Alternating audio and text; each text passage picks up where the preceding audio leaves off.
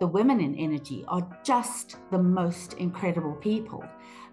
They are, not only have they had to elbow their way into a very male-dominated industry, but they've done so without losing the essence of themselves as women. So they haven't gone in there and tried to be men.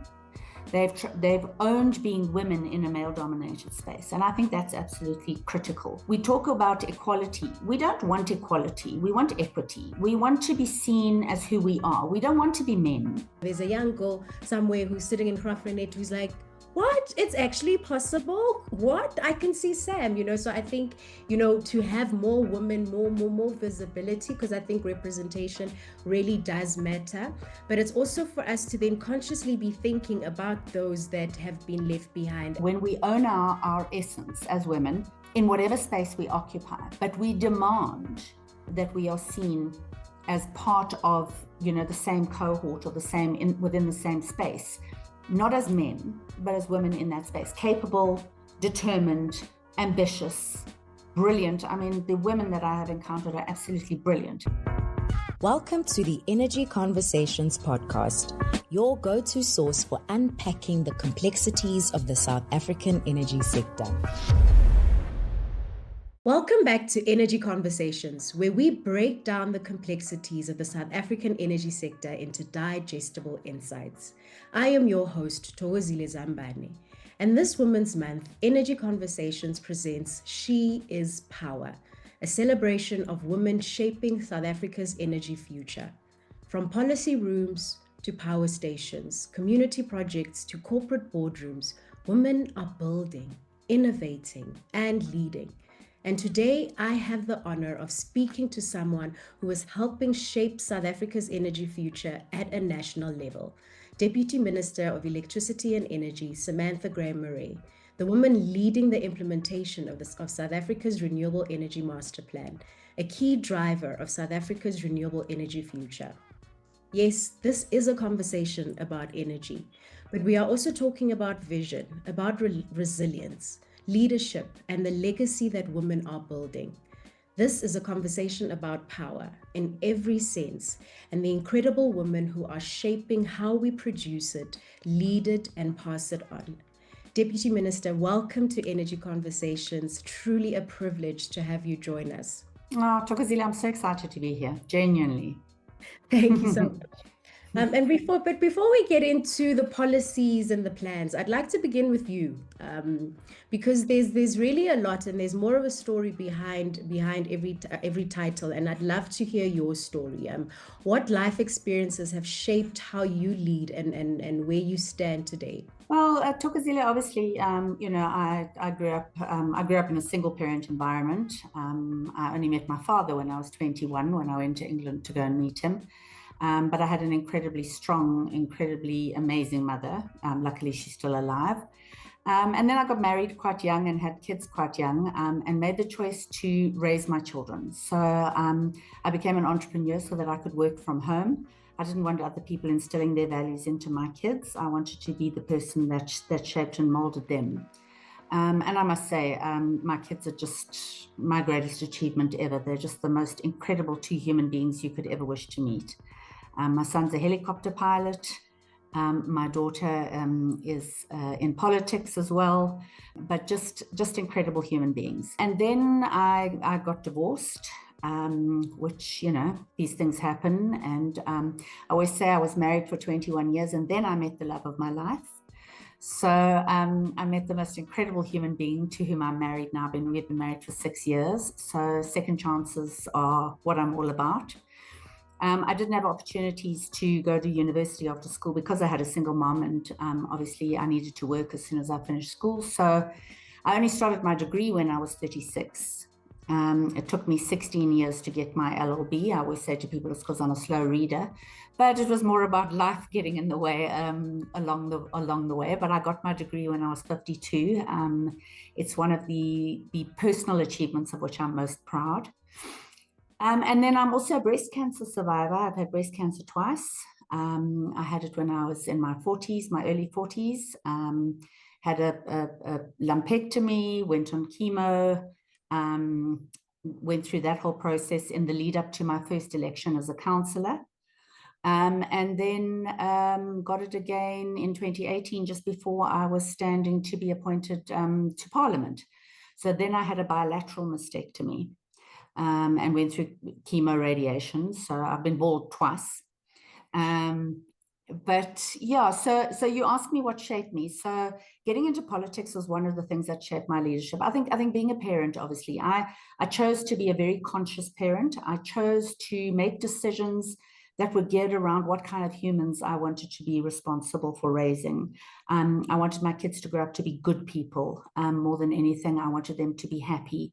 I wanted them to be educated, because it was something I didn't have an opportunity to get early on. So that was sort of my first sort of ownership of leadership, of my leadership role, and that was in molding my kids. And then when I got involved in politics, it was in Aberdeen in the Eastern Cape, and it was in an unbelievably poor community. And the bulk of my constituents were coloured people, for whom I have a deep and abiding passion and love. And it gave me an opportunity to find my own voice while I found a voice for people who didn't have one. So I feel very passionate about poverty and how we can lift people out of poverty. When I got cancer, both times, I didn't have a medical aid. So I went through the government healthcare system, the first time in the Western Cape and the second time in the Eastern Cape. And let me tell you, nobody should have to go through the public healthcare system. Nobody. And I used to look at people around me and I used to think to myself, I go home to a nice house. My mom drives me in the car, or my husband drives me in the car. I've got running water. I've got a wonderful life. The only thing I'm dealing with at this stage is cancer. The women around me have so many other challenges that they are facing every single day. And I just realized that I had to advocate more. So I got into politics to be an advocate. I always say to people, I'm a useless politician. Don't ask me any isms. I can't give you isms. I can't have those conversations. People start with liberalism and what are you? I have no idea. I don't care. It's not important. Nobody really cares about what ism you are. What people care about is, how are you going to fix my life? How are you going to make the changes? How are you going to lift me out of poverty? So that really is where my passion lies. And that's why I got into politics. And it's something I remind myself, having come into national government now, I realize how easy it is to lose touch with why you're doing what you do, because you're fated, you're treated differently, you've got bodyguards, you are completely removed from the ground that got you to where you're at. So I also, because I think of my history and where I come from, I work very hard to remain the person that I was when I was elected, and to remain the voice for the people that got me to this position and for whom I have to advocate every day. So I think, a lot of what I have faced has kept me as humble as possible. When I go home to Graaff-Reinet, where I live, there's still people in the aisles who call me Sam, and I'm still Sam. So I think it's really, really important that we remember our roots, and we also remember why we do what we do. So so that's a little bit of the essence of who I am. True. What a powerful story. I think it's really grounded, and I love how you're saying, as people, and fundamentally, beyond the isms, beyond the systems, beyond it all, at the heart of it, it's people. And at the heart of it, every single human being only just wants to be seen, heard, and understood, right? Exactly. And I think it's only from having these life experiences, being on the ground, having the challenges. I think sometimes, challenge and struggle allow us to actually, they gift us humility. And it is then when you've gone through those challenges and those struggles, and you've then been gifted that humility, that when you then have the opportunity to lead or to then get to that position, you know that when you sit there, you're not just sitting there as Sam, you're sitting there as Sam who is carrying so-and-so's dreams, so-and-so's wishes. But I think more than anything, it's the example of a Sam that says, this is how my life went. This is kind of the cards that I've been dealt, but I don't think it's too late to start again, to try again. And I think obviously, you know, what you're touching on, I mean, to the cancer journey and to be a cancer survivor also, I think adds to that, because it's actually such a it's a very difficult disease. And the point that you're making about the public sector, I mean, I saw it firsthand with my own father, that you just realize that it's only for those who've actually got access that you can survive this disease, because it's such a difficult one. And if you don't have that access, it's, yeah, I think, you know, more than anything, you're just also highlighting the blessing and the gift of life, and that clearly there's a bigger plan, right? There's a bigger plan for everything that you've kind of gone through. It reminds me of, I mean, there's a quote, they say, you know, there's no more powerful force than a woman that's determined to rise, you know. A mother, you know, I think that, you know, mothers, there's a certain element in leadership. I love that you're defining your leadership as that, because it's a leadership that requires you to nurture but also lovingly discipline. So it's not to spoil, it's to guide, and to sometimes be comfortable with, you're not my friend right now, but it's like, I understand I'm not your friend right now, but I know what's best for you. I know what's best for you. So thank you so much for sharing that.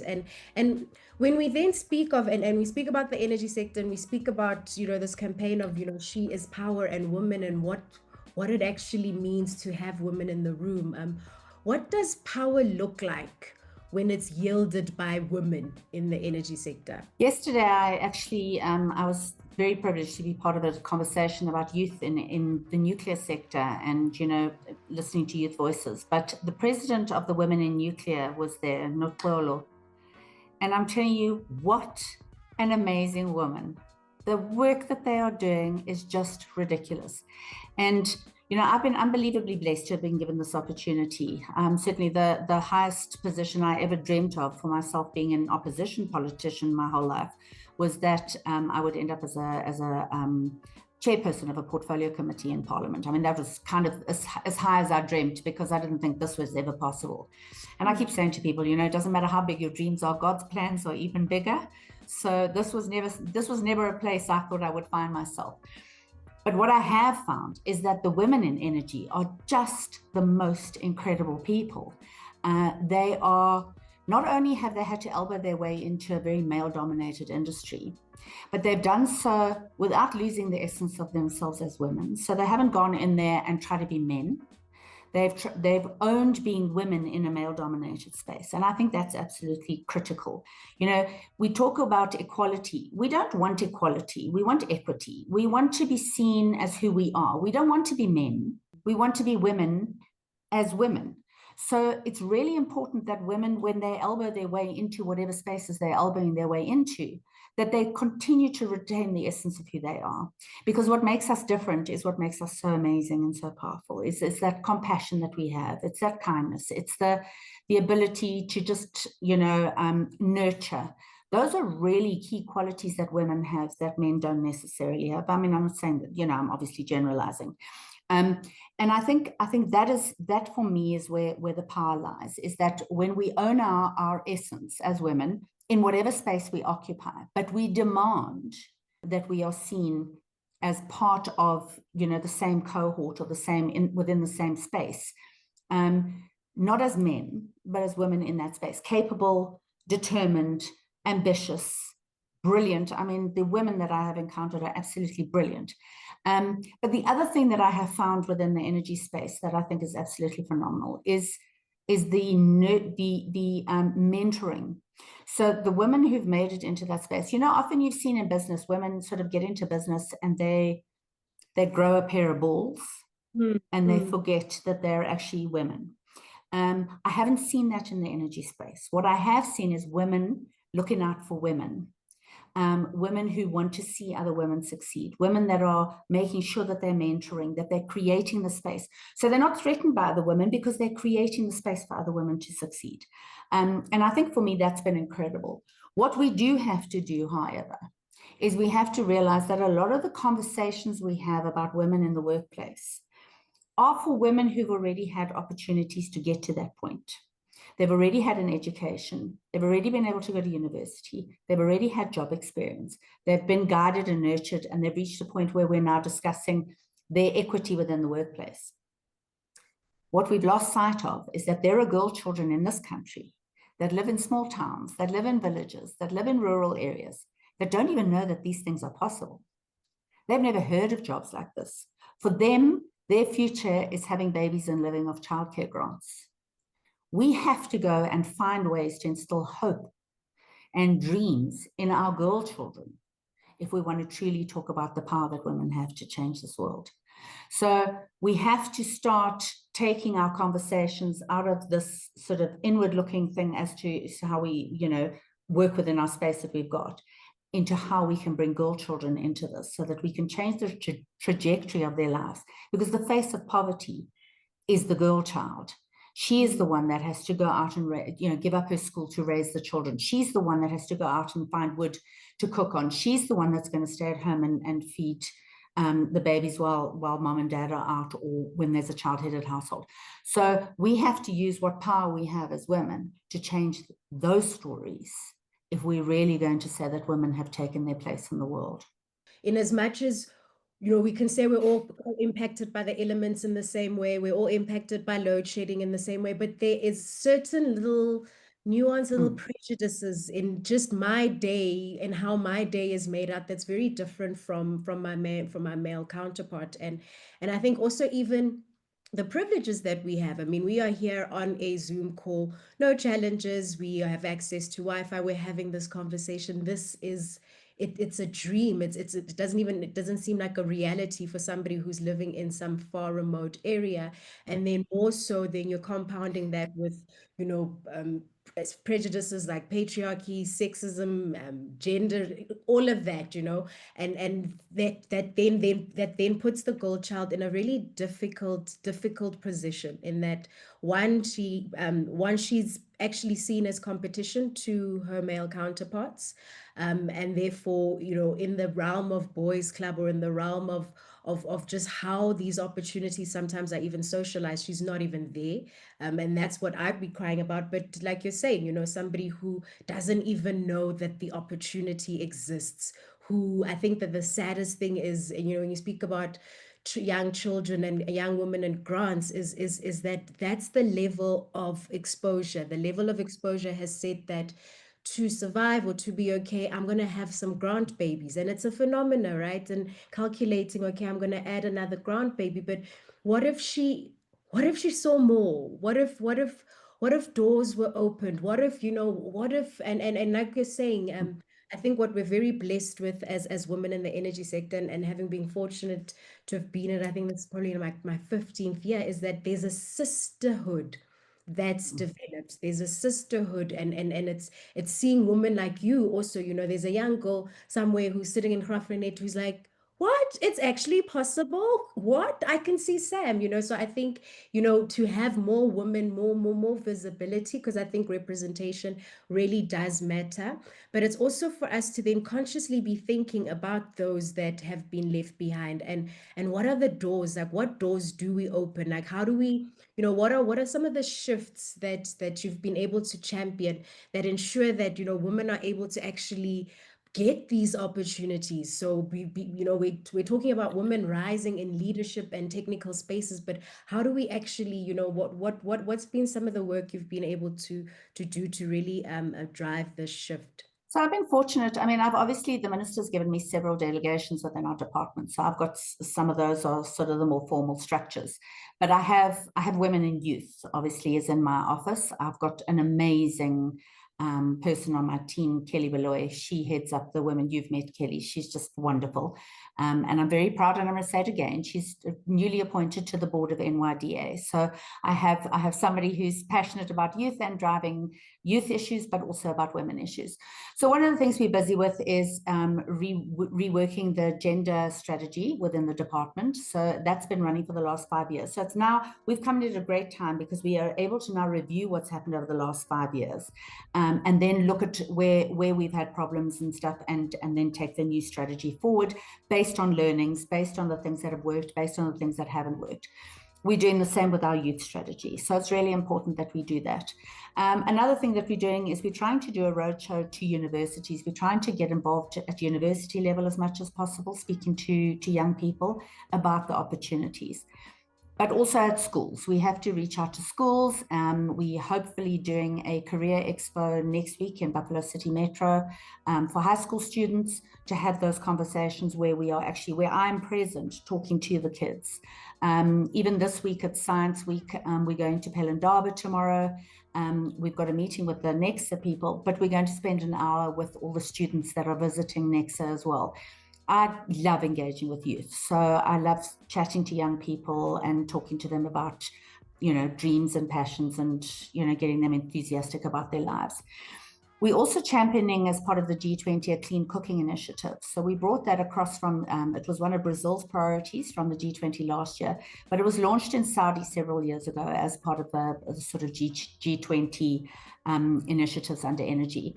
And with clean cooking, then obviously what you're doing is you're creating, first of all, 500,000 women and young children die from respiratory problems as a result of unclean cooking conditions throughout Africa every year. So that's massive. And then obviously, that 600 million Africans do not have access to energy. So we have to find ways to ensure that when they're making the choices about, what direction to go, that they have alternatives that are going to be healthy for them. In South Africa, what we're finding is although we've got a 94% penetration of energy, the cost of electricity has become a bit prohibitive. So people are now going back to old cooking techniques because they can't afford to pay for electricity to cook on. So we have to find alternatives to electricity for people in South Africa. So that clean cooking has become a big priority, and we're busy putting together a task team at the moment that's going to really develop legacy projects. We're working with things like OPEC Fund, and we're working with the AU, and we're working with some of the big energy companies to find ways that we can develop clean cooking initiatives in South Africa. So that's one of the areas that we are looking at, because that obviously changes from a grassroots level that impacts on women. Another initiative that last year I'd been in office about a month, and I was invited to be on a panel for a Women's Day event at the German ambassador's residence. And a woman engineer stood up and she said one of the issues she had was she had to take early maternity leave as an engineer because she didn't have PPE that fitted her with her pregnant body. And she said so she had to take early maternity leave, which obviously cut short the time she could spend with her new baby. And she wasn't in a hazardous job, but PPE was a requirement of her job. It was one of those things I didn't sort of think about at the time. And then about 2 months later, I just suddenly had this thought about this. And I thought, really, women are being stopped from doing their jobs because nobody's bothered to find personal protective equipment that fits them. And the more I've sort of looked into it, the more I've realized that not only is it just about comfort, it's about health and safety. Women don't get shoes that fit them. They don't get gloves that fit them. Women who do underwater work can't get underwater suits that fit them properly, which is really dangerous.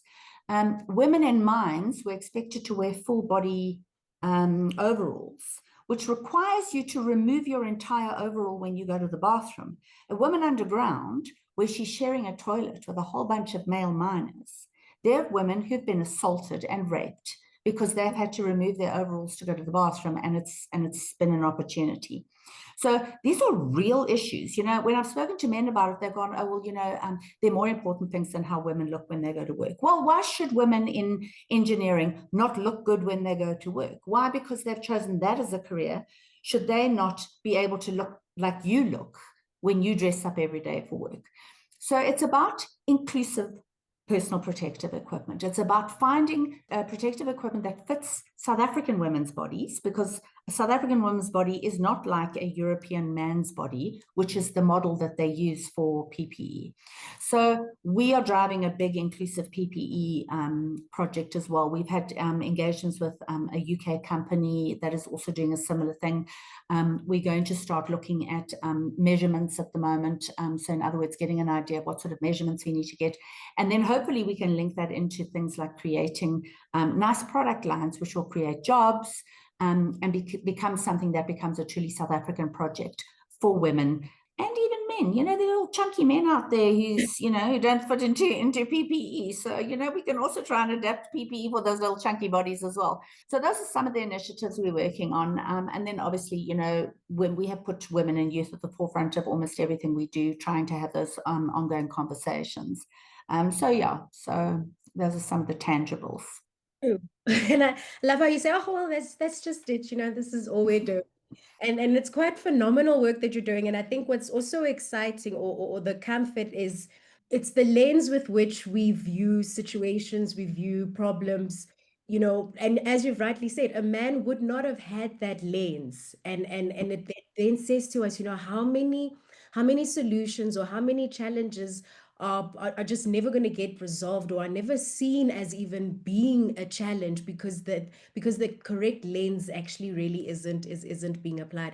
And I love you've brought me back on track in that I should be trying to also speak about energy. So it's exciting to see the work that you're doing then from a woman and youth perspective, and then driving that participation and I guess also because the reality is energy and the transition is probably, one of the largest economic growth opportunities that we're presented with. And we then need to be sure that we are going to be inclusive and that we are really creating pockets of economic activity for those that are most impacted.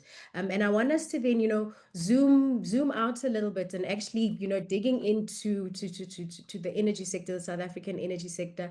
One of the big priorities that you're leading currently is the South African Renewable Energy Masterplan. For those of our listeners, our listenership, it ranges between energy professionals, but also your ordinary South African who may have no idea what this plan is. Could you maybe just tell us a bit, what is SAREM and what are the key goals and why does it matter? So SAREM is like one of my passions. So worst thing you can do is ask me about SAREM, because I could talk you to death about it. But we encountered SAREM quite by chance just after we'd come into office last year in September, and met this phenomenal woman called Norma Klase, who was heading up the SAREM program. And Norma had been working on this for a number of years. So essentially what this is it's an idea around industrialization within the renewable energy sector. So how do we take this unbelievable growth in energy and turn it into an economic driver in this country? So what happened was they pulled together a whole host of people with different interests in the renewable energy space. So it was civic organizations. So we've got NEDLAC on board. It was, the Wind Association, the Photovoltaic Association. It was Green Cape. It was a Green Cape initiative. I mean, they're just a phenomenal organization that do so much good in this country. So the idea was then to create a collaborative plan for this industrialization around renewable energy, to harness the opportunities that were emerging. This plan sat on a desk for 2.5 years. So when we heard about it, it had already been ready for 2.5 years. So the minister said to me, look, I'm tasking you with getting this thing out there. So I said, fantastic. Well, let me tell you, it was a lot harder than I thought it would be. I mean, I'm a persistent person. My word. I mean, we drove everybody nuts. And eventually, at the end of March, we got this document through Cabinet, and we could then officially launch SAREM. So we're in the process now of establishing our project management office. We're re-establishing our executive oversight committee. But ultimately, what it does is it's got several sort of streams that we're going to look at. So the first is around the industrialization. So how do we find our competitive edge in manufacturing in the renewable energy value chain? So it's not about going out and becoming solar panel producers. We're never going to be able to compete with China on that. They've got the market on it. It's absolutely pointless pursuing that. Same with wind turbines. They're huge. They're difficult to transport. There are other companies that are good at it. We have one turbine producer in South Africa currently, and they're taking major strain because there's been a bit of a stalling on the wind side. So it's things like we have critical minerals in this country that get mined and then get shipped out and they get beneficiated somewhere else, or they flood the market and drive down, the prices. So how do we use what we have to our best advantage? Because there are components that can be manufactured in the renewable energy value chain that we can do here. Batteries is a big one. We have a lot of the critical minerals that are required for battery production. Platinum group metals, if we're going to be looking at particularly green hydrogen as a sort of vector for decarbonisation. Platinum group metals are going to be a big part of that. And then various other of those of our critical minerals. So there's a critical mineral strategy that's been developed, and that feeds into SAREM and feeds into what we're trying to achieve, because the focus is on solar, wind and batteries at this stage. When we took it through cabinet, some of the ministers were like, oh yeah, but there's new technologies. And I said, listen, if we send this thing back to incorporate things like green hydrogen or whatever, we'll never see this document again for the next 5 years. So I said, rather we launch now and then we review. It's a living document. It's not cast in stone. It's not, it's not that we can't change things. So let's get going. So we've got the manufacturing side. What we've also discovered in our conversations with a lot of the independent power producers that we've met with is that we can build localized service industries around the renewable energy sector. So you can have companies, installers, PV installers are great for small, medium enterprises. You can have photovoltaic cleaners, people who go and clean solar panels, because that's a thing. So also the gears of those big wind turbines are sent back to Germany to be repaired and refurbished. Why are we not doing that here, for goodness sake? So why are we not looking at those sort of areas that we can do in the service industry within the renewable energy sector? So that wasn't really part of the initial conversation, but we brought it in. And then another really important component of it is skills, because this is an entirely new industry. There are a lot of new skills. We don't even know necessarily what skills we're going to need. We've lost a lot of skills along the way because, for example, SAREM, the Wind Energy Association, will tell you they've trained all these people in wind, and then after bid window 5, there were no more wind projects. So there was no pipeline, so people left. So we've had a massive skills drainage in this country, but also there are skills we don't know yet that we need. So we've launched a platform. We launched it in February. Before we'd even launched SAREM, we launched one of the elements of SAREM, which is a platform called Power Up. Power Up is a demand-led skills platform. In other words, the industry will sign on and they will say, these are the skills we need in this industry. And we've got, so this is with EWCTA, Green Cape and UK Pact established this. And then we've got TVETs and we've got universities that will then come in on the other side and say, okay, these are the skills we're currently training for, but we see you need that skill. We don't have that yet. Let's create a skills program around that. So this is going to be demand-led in that the industry is going to determine what skills are needed. And then our tertiary education will then meet that demand.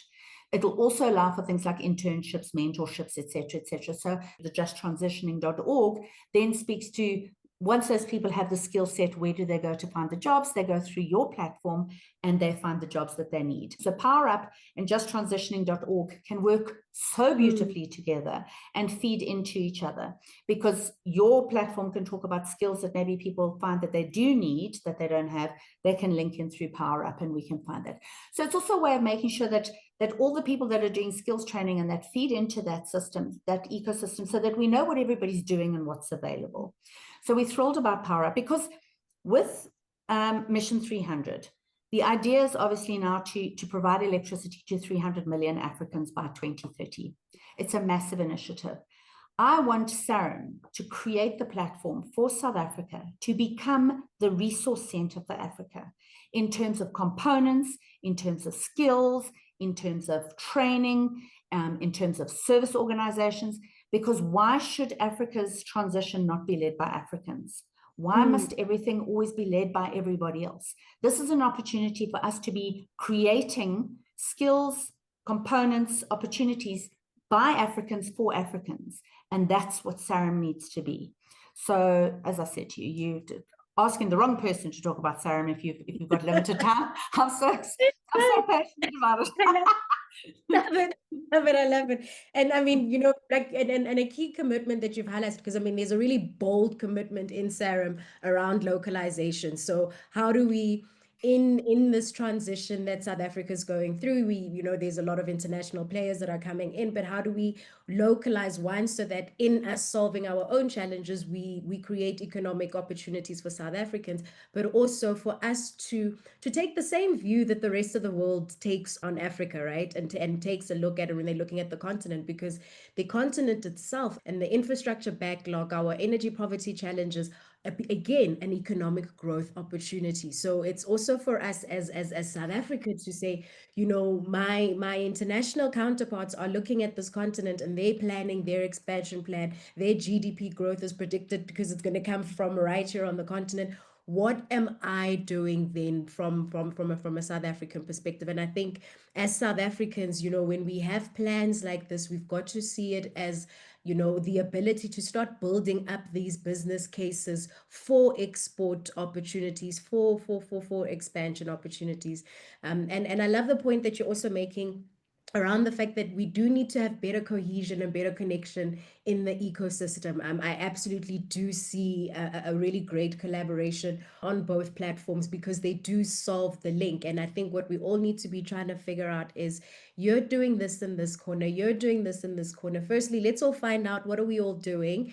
Get into a room and kind of coordinate on that. And I think beyond just us in the room as actors in the sector, I guess it also speaks to a need for coordination at a policy level. So, when we think about SAREM, I mean, as South Africans, only South Africans, we say, but wasn't there another plan? I think last year there was another plan. We were talking about the IRP. There's also the REIPP. There's all of this happening. How is SAREM connecting then to other frameworks that are currently in play? And are we seeing the kind of integration that would hopefully, enable scale, investment, and delivery? SAREM is actually contingent on the REAP program. So that's the REIPPPP, Renewable Energy Independent Power Producers Procurement Program. So that is what has gotten us to this point. There have been 7 bid windows, and that is what has allowed us to get to the point where we have the amount of solar and wind that's coming online. So what that does is that then creates a project pipeline. Okay, so we now know that this number of gigawatts in terms of solar and wind are coming online. In addition, we've done bid windows 1, 2, and 3 on batteries. So that again also then feeds into the SAREM ecosystem in terms of batteries. The IRP, Integrated Resource Plan, the last one that was done done in 2019. It's supposed to be updated every 2 years. It's needless to say, it hasn't been. So it was supposed to have come out last year, and when we took office, the minister and I, the complaints against what had been sent out to market at that stage were massive, and there were a lot of substantive inputs that were required. So we took the program back, we gave it to SANEDI, South African National Energy Development Institute. So SANEDI have now been working with the IRP for some time. And for the first time ever, I think we have a very carefully modeled integrated resource plan that talks to what is our electricity blueprint. So it takes we talk about a 2 horizon view. So it's a 2030 and then a 2050. So it's a sort of medium term to long term view of what our energy needs to look like and how that's going to work. So that will then allow as well for the industry to know, okay, we're going to be procuring 3 gigawatts of this every year. We're going to be procuring this and this and this and this. So what it does is it then also creates policy certainty for investment. So people now go, okay, you know what? We know that this is going to come online over the next few years. That means it's worth our while to then invest in manufacturing in South Africa, or it's worth our while to develop an SMME so that SMME can feed into that ecosystem. So the IRP and the REAP programs are really, really important in terms of making sure that as government, we're creating that environment where we create certainty in the market and people then know that it's worthwhile to actually invest. We've also obviously got our transmission is a huge issue. The grid is a problem. We've got to build 14,000 kilometers of grid in order to bring on what we need in order to create this environment, this stable energy system. So we've got the independent transmission projects that are coming online. So we've just gone out with an RFQ, request for quotes, to the market to say, right, we're building 1,164. We're procuring 1,164 kilometers of line in the next year, because we need to do about 1,400 a year over 10 years. So again, there's going to be steel manufacturing, there's going to be cabling, there's going to be transformers. So there's a whole host of manufacturing opportunities around that as well. And again, we know that this is going to be a 10-year program just for this, let alone all the other stuff that needs to be done in terms of maintenance and repairs and all of that. So all of the work we're doing as the sort of policy owner in our department now, for the first time, I believe, is creating real certainty within the market. And I think that is what's going to allow SAREM to do what it needs to do in terms of, becoming a genuine master plan that is going to transform our economy. I actually got goosebumps just thinking about what, when you finally connect all of these pieces, right? Because we've had these, we've had REAP where, as you're saying, 7 rounds in, and one of the things I'd lament about is, and having been involved from round 1 is, are you telling me all of these years in, we haven't been able to localize? Are you telling me we haven't been able to build these industries? But we also have to take into account the fact that, there was that hiatus where PPAs weren't being signed. There was that policy uncertainty. And what I'm hearing then is, with these policies now in place and clearer certainty, you then are able to have a plan like SAREM, then actually move from being a plan and actually getting to something on the ground. And then potentially then we're now able to crowd in the private sector, because the private sector has been looking at it saying, I don't know about setting up a manufacturing facility. What's happening to manufacturers in South Africa? What's happening to the sector? So it's quite interesting and quite exciting then, in the way that you've crystallized it, that this plan and everything connected to it really then does bring in this much needed public-private partnership that's necessary to actually be able to ensure that we are catalyzing and creating local economies. And I think also, and I guess for me, because my heart is always led and driven by the thought of, to the point you made earlier, when we speak about the face of poverty or the face of struggle, my heart and my mind is always about those that are not in the room, those that are then not in these conversations, so as we are building these new markets and industries, how do we make sure that we're also building access along with it, especially for young people, for women? How do we ensure that this transition and these plans, that no one's actually going to be left behind? What are the kind of initiatives and partnerships or systems that we need to be building to then ensure that, the skills meet the opportunities and it equals then to real participation across the energy value chain? Yeah, so one of the things we have found, both the minister and our team in our engagements with the IPPs, so there's a sort of corporate social responsibility element built into the IPPs. I'm sure you're aware of it. So they have to take some of their sort of profits and plow them back into the community. So they do it over 20 years, it's amortized. Every 6 months they've got to report and spend a certain amount, and they do, they paint creches and they buy food parcels and they buy school shoes and whatever. In our conversations with a number of people, they've been saying that it's all good and well, but it's a lot of money over 20 years. And what if we took that money and we front loaded it? So we said, okay, this amount of money is going to spend over 20 years in terms of your CSI.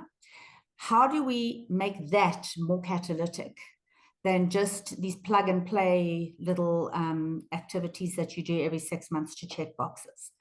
So we're looking at ways that we can now take that and potentially set up a fund that then everybody feeds into, and it gets managed by an independent fund manager. So it's not government money. It's not, because everybody panics the minute anybody thinks they're giving money to government, and because we haven't really covered ourselves in glory over the last few years. So the idea then would be to have, suddenly you're going to have this massive amount of money that can really make a difference. You can build hospitals, you can build factories. So instead of now just doing minor, small little projects within communities, we can start building big things in communities where we've got these sort of, these wind farms and these solar farms and whatever, because it's really, really important. One of the other messages we're getting very clearly from communities is we've got Lanesburg. Lanesburg's a really poor area. They have 4 major IPPs in Lanesburg. They don't get any benefit from that. They don't get electricity when there's load shedding, that could potentially come to them. They don't get, anything that could possibly feed into that town's sort of livelihoods. So we have to find ways that where we have got, and we're finding it with a lot of our companies like Pele Green Energy. Pele is, to me, one of the biggest South African success stories. I am passionate about Pele Green Energy. Pele do incredible work within their communities. Their social responsibility is off the charts. They are running incredible programs. So they invest directly into the community, but not everybody's doing that. So we have to find a way to make sure that whatever people are doing in the area, so that's where we need to be doing localization of things like service companies that can service those initiatives, those power plants, etc., etc. So that's the only way we're going to do the artisan skills. And I actually wanted to come back, speaking about Pele.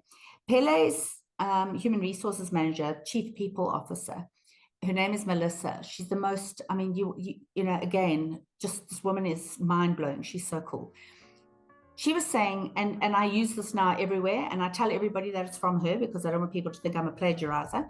But she said to me one night, we have to start re-glamorizing artisan skills. And I thought, wow, I love that, because those are skills that people can do locally. They can be electricians, they can be welders, they can be plumbers. So if we can create more excitement, builders, bricklayers, plasterers. My husband's in construction. He can't find people with the requisite skills just to do normal jobs because we stopped doing that. We stopped tradesmen from learning trades.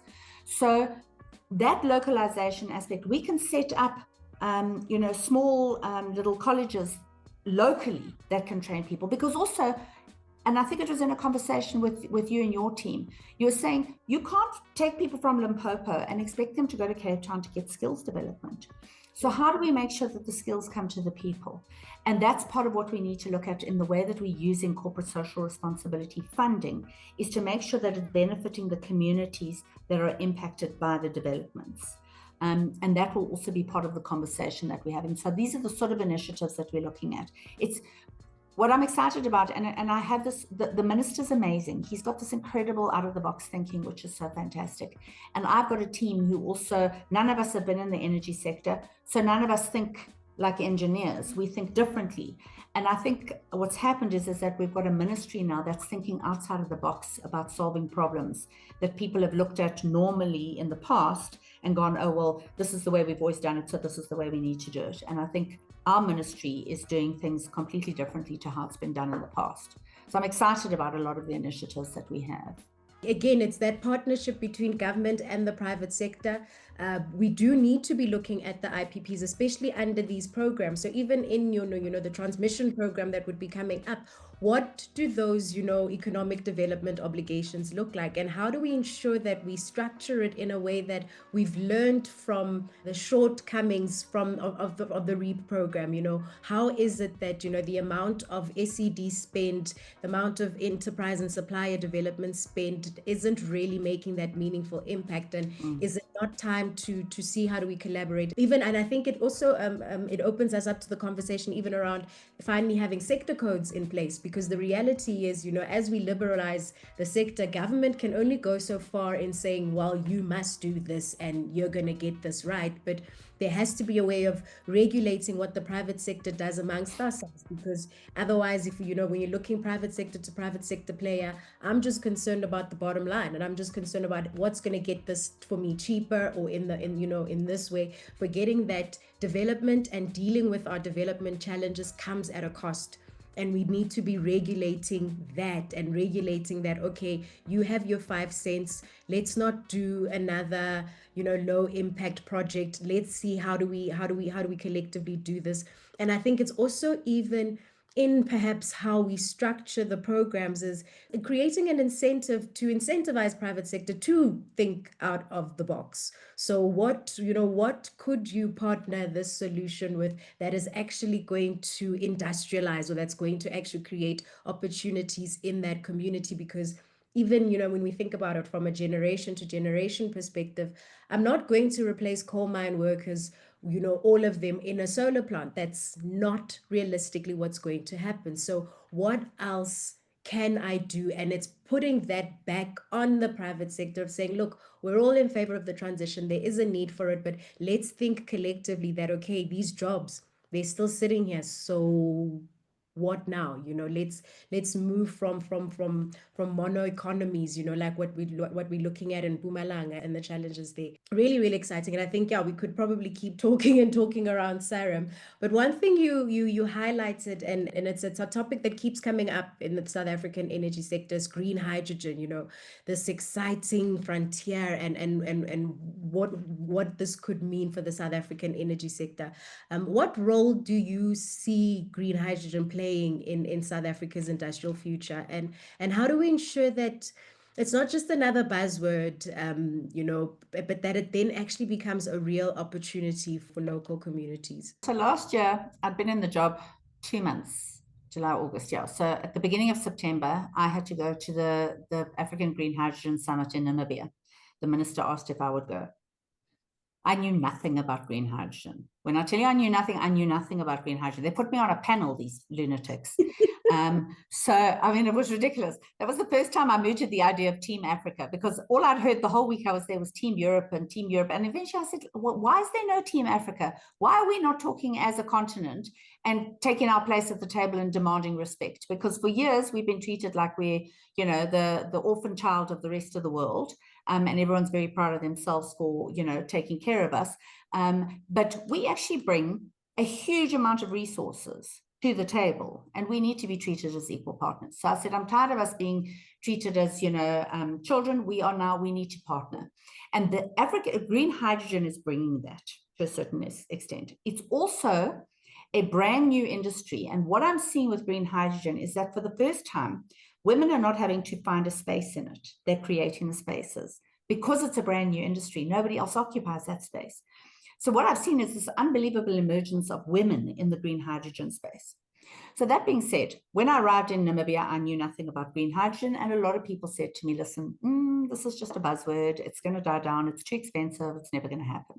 What has happened in the last year has been unbelievable. It's a thing. Green hydrogen has become a thing. There's a company in Joburg that's producing fuel cells already that are being used, that are being piloted. China has got, they set a target of 500 vehicles initially in their transport sector to use green hydrogen. They've now got thousands of vehicles, and they've got refueling stations all along their main arterial in one area. So this is no longer just an idea. It's now actually a reality.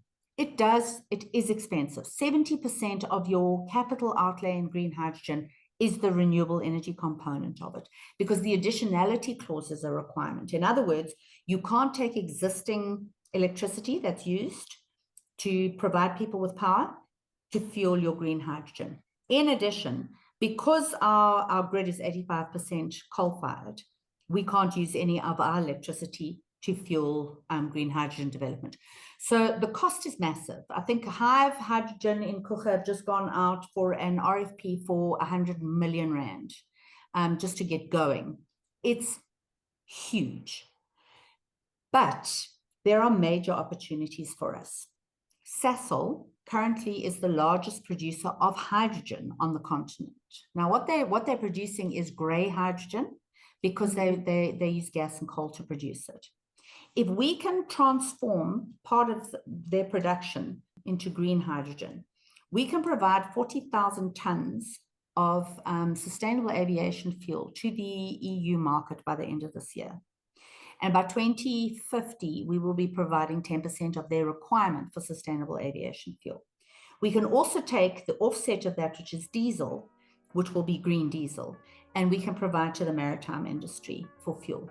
So already we're in a position to be providing green hydrogen to the rest of the world.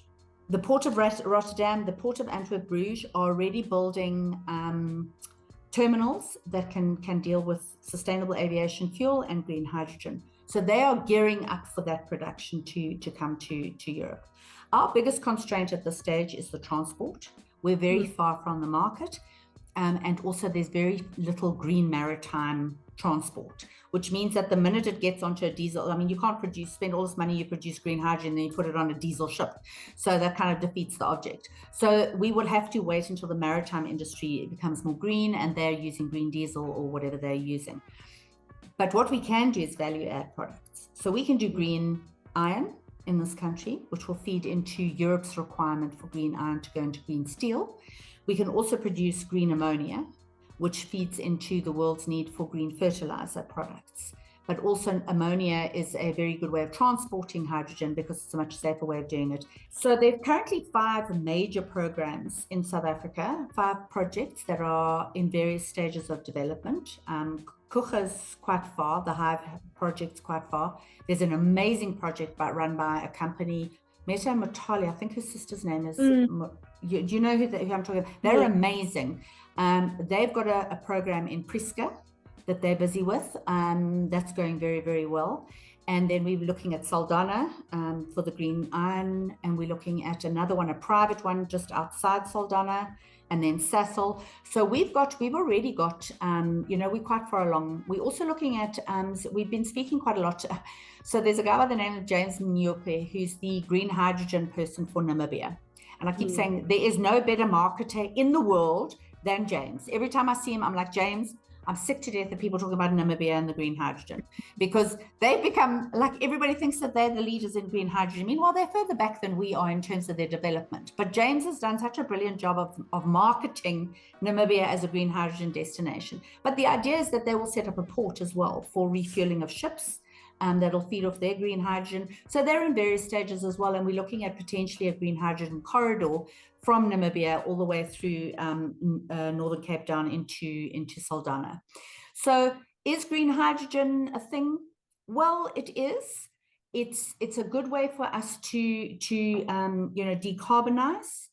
It's still very expensive. We're still a long way from actual genuine large-scale production, unless we can get the EU to agree to using Sasol as under a flexible allocation, which we're busy negotiating, where they will allow Sasol to transform gradually, but which will allow them to buy our sustainable aviation fuel, which will be a massive boon for this country. So yeah, so it's a thing, and I think it's going to be a reality. And there is a market for it, which is what you need. So if you've got a market, it makes it that much easier, because then again, it instills that confidence in people to actually invest.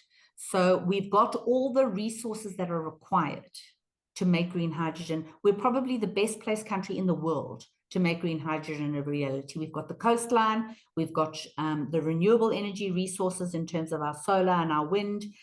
We've got the platinum group metals, which are needed for the electrolyzers. We've got the know-how and the knowledge in terms of Sasol. We have everything that is required for us to be the global leaders in green hydrogen. So I don't see why not. Exciting space indeed. And I think one that, as an ordinary South African, even though it may be a bit in the distance, it's about getting ahead of it. It's about actually starting to understand, starting to position yourself. I mean, the way we're seeing the energy sector boom now, if you had gotten in a bit earlier, you'd actually have been able to position yourself. So it's about, I think, as South Africans, is to just watch the trends, see what's happening, and educate yourself as much as possible, empower yourself with knowledge as much as possible. On that note, I mean, we actually, as part of the podcast, did an episode last year, and as part of season 1, on green hydrogen with various experts, really just breaking it down and providing a lovely explainer.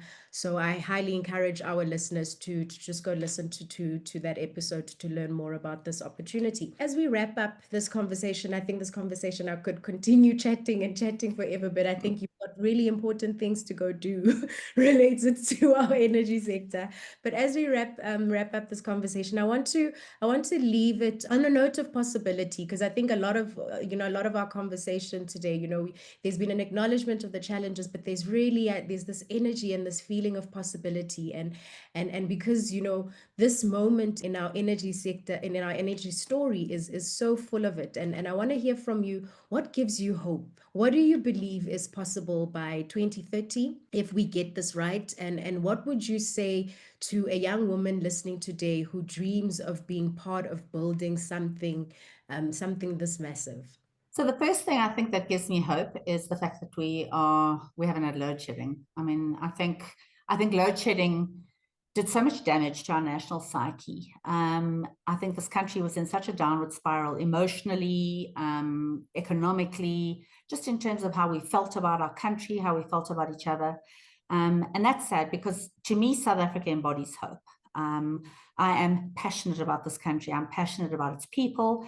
I always say to people, so some of the things that give me hope. We've had 2 massive political transitions in the last 30 years, without bloodshed, without drama. Okay, there's always drama, but that's South Africans. We love our drama.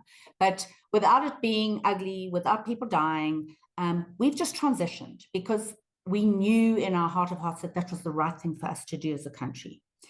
And I think the GNU has brought this sort of renewed perspective where, again, we know Ubuntu is South Africa. So we know that where we work together, where we collaborate, where we stand together as a country, we can be successful. And we forgot about that for a while. Mm-hmm. And I think South Africa is reminded of it. I think, rugby helps. The fact that we're doing so well in terms of our sport, I mean, South Africa is just, we're punching above our weight all over the world in so many ways. And we continue to do that, even in the energy space. Because in as much as we've been in such a terrible space, we've come out of it. We're finding new and novel ideas. We're finding new ways to, deal with the energy crisis. The minister and I, when we first took office, the minister said to me, let's show everybody how the GNU should work. And I think that we've done that we are a team. We have a shared vision for what we want to achieve for this country. We don't disagree on any of the positions we've taken. And I think we're both working really hard to make sure that South Africa is a transformed economy. South Africa is the land of hope. We are resilient. There's not a single problem in this country that South Africans cannot solve themselves. We don't need people to come and tell us how things are going to happen. So we've got a just energy transition that's hanging over our heads. I can assure you, we will transition in a way that works for our country. The minister and I have 2 priorities. Our first priority will always be energy security, and our second priority will be about jobs and economic growth. So whatever we do, whatever decisions we take within our ministry will be about what is best for South Africa, not for the rest of the world, not what's going to suit their agendas, but what works for South Africa. With the just energy transition, there are going to be huge opportunities for people within this growing space that we are creating. With the rebuild of the transmission, it's going to allow more opportunities for renewables to come online. There's huge innovation in the energy sector. We are looking at nuclear as a new horizon for us. There's going to be this massive development of nuclear, not just energy, but also on the alternative uses of nuclear. I mean, we're one of the top 5 producers of radioisotopes in the world. Our radioisotopes heal 10 million people a year. We remain at the forefront of so many of the technological advances that have been made, and we will continue to do so. So there is ever-growing space for scientists and lawyers and accountants and academics, but also for bricklayers and construction workers and welders and electricians. So what I'm saying is that there is opportunity in this country. What we need people to get the chance to find those opportunities. So we want people to go out and look for them. And as a government, our job will be to create that environment that allows every single person to get the opportunity that they deserve. Really powerful closing remarks. And I love what you're saying, that South Africa is really, it's such a powerful nation, and so sometimes we just look at it from the sports perspective, no DNA, just RSA, but that same brilliance, that same excellence, greatness actually rests in us in all other spheres, but we just seem to have forgotten. We've just seemed to have forgotten who we are, what we're capable of, that we are this great nation that's able to, bridge divide and find a unified way for us to be able to move forward and work together. There's a meme actually that I came across recently, but it basically says, I've been sleeping on myself, I'm up now, so just that recognition. And I think that's what we need to that energy we need to embody as South Africans, to just, stop sleeping on ourselves, wake up and let's get moving. There's all of these opportunities, and let's not also be complacent with the opportunities. You don't want to wake up 10 years from now and have missed this wave and have missed it only because you sat from the corner saying, I don't know about this. The reality is we're moving, it's happening. Capacitate yourself, get the information that you need to get, go to attend the events that need to be attended, find out what the information is, and really capacitate yourself to be able to participate meaningfully in this transition and in the energy sector. So Deputy Minister, thank you. That's all I can say. Thank you. Thank you very much, Deputy Minister, not just for sharing your insights, but also offering us a window into the human side of leadership. I think sometimes we forget that beyond titles, there are real human beings. And I think it's a comfort to know that there is another human being who's going to be looking out for us all as human beings and the interest of this country and the weight of the work that the department is doing. Thank you for sharing the clarity in terms of what's going on and the intentionality behind it. This conversation, as I said, has taken us through the personal, the woman behind the title, but also into the broader architecture of energy reform, the South African Renewable Energy Masterplan, localization. We've spoken about skills development and, of course, the future of green hydrogen. But more than that, this conversation has reminded us that transitions are not just about systems. They are about the people and what legacy that we are shaping together. So whether you are working in the energy sector, dreaming of working in the energy sector, or just trying to understand where South Africa is going from an energy perspective, I hope this conversation has offered you not just answers, but also perspective. So to our listeners, thank you for joining us. And until next time, let's keep the conversation going. Thank you for joining us on the Energy Conversations podcast, powered by the African Energy Leadership Center at the Wits Business School. Together, we are committed to empowering communities and fostering meaningful dialogue around the South African energy sector. Remember to subscribe and let's shape South Africa's energy future together.